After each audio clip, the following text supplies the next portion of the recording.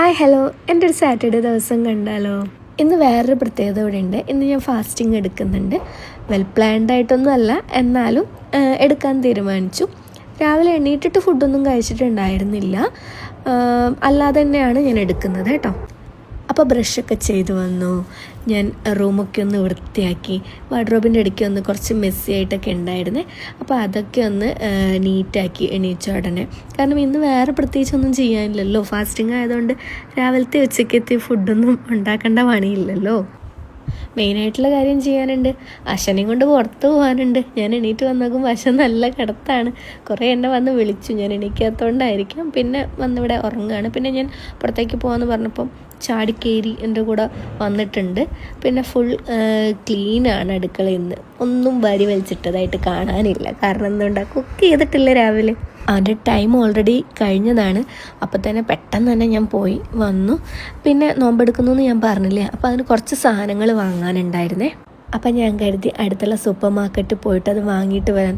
പക്ഷേ ഗൈസ്, ഞാൻ ഇറങ്ങിയ ടൈം വല്ലാത്തൊരു ടൈമായിപ്പോയി. ഒരു ഉച്ചയായിരുന്നു ഞാൻ ഇറങ്ങിയത്. പക്ഷേ വെയിൽ, അയ്യോ, ഈ നോമ്പൊക്കെ എടുത്തിട്ട് വെയിലുള്ള ആൾക്കാരെ സമ്മതിക്കണം അല്ലേ. അപ്പോൾ എനിക്ക് വാങ്ങാൻ ആകെ കുറച്ച് സാധനം ഉണ്ടായിരുന്നുള്ളൂ. പാല്, ബ്രെഡ്, മിൽക്ക് മെയ്ഡ്, അങ്ങനത്തെയൊക്കെ. അതൊക്കെ വാങ്ങി ഞാൻ വീട്ടിലെത്തി. ഞാൻ പഴം പൊരിക്കാമെന്നായിരുന്നു കരുതിയിട്ടുണ്ടായിരുന്നത്. നോമ്പെന്ന് പറയുമ്പോൾ എൻ്റെ മൈൻഡിൽ ആദ്യം എത്തുന്നത് പഴംപൊരിയാണ്. പഴംപൊരിയും അതുപോലെ തന്നെ ഈത്തപ്പഴം പൊരിക്കാമെന്ന് കരുതിയിട്ടുണ്ടായിരുന്നു. ഇത് ഞാൻ രാത്രി ഡിന്നറിനൊക്കെയുള്ള ചപ്പാത്തിയാണ്.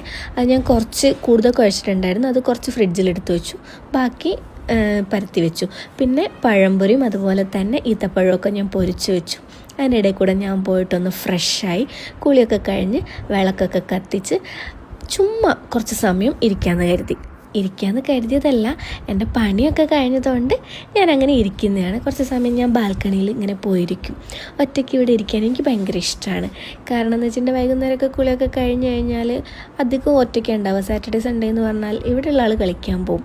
ഇത്ര ഐറ്റംസാണ് ഞാൻ നോമ്പ് തുറയ്ക്ക് വേണ്ടി ഉണ്ടാക്കിയിട്ടുണ്ടായിരുന്നത്. ഞാൻ ഇളനീരിൻ്റെ ഒരു പുഡിങ് പോലെ ഉണ്ടാക്കി, പക്ഷേ അത് ഫ്ലോപ്പായി ഗൈസ്. അതെ, പുഡിങ് അല്ല, ഷേക്ക് പോലെയാണ് ആയിട്ടുണ്ടായിരുന്നത്. എന്നാലും കുഴപ്പമില്ല. പിന്നെ വാട്ടർ മെലൺ കൊണ്ട് ഒരു മുഹബത്ത് കാ സർബത്ത് എന്നാണ് തോന്നുന്നു പറയും, അതുണ്ടായിരുന്നു.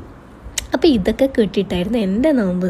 വലിയ കാര്യമായിട്ടുള്ള വിഭവങ്ങളൊന്നും ഉണ്ടാക്കിയിട്ടും കാര്യമില്ല. കാരണം എന്താ വെച്ചാൽ നമുക്ക് വെള്ളം മാത്രം മതിയാവും ആ ടൈമിൽ.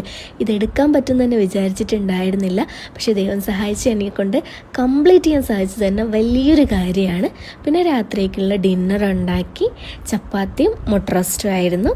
അപ്പോൾ എൻ്റെ നല്ലൊരു സാറ്റർഡേ ഞാൻ നല്ല അടിപൊളിയായിട്ട് നല്ല ഹാപ്പി ആയിട്ടാണ് എൻഡ് ചെയ്യുന്നത്.